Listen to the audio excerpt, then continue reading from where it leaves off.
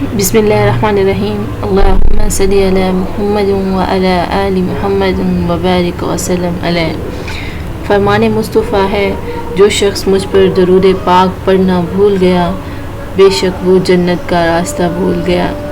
السلام علیکم دوستو، آج کا وظیفہ اللہ تعالیٰ کے صفاتی نام یا سمیع کے متعلق ہے۔ یا سمیع کا وظیفہ آپ اپنی کسی بھی دعا کی قبولیت کے لیے کر سکتے ہیں، یعنی آپ کو اللہ تعالیٰ سے کوئی دعا مانگنی ہے تو آپ اس سے پہلے یہ وظیفہ کر لیں اور پھر یہ دعا مانگیں، انشاءاللہ تعالیٰ آپ کی دعا ضرور قبول ہوگی۔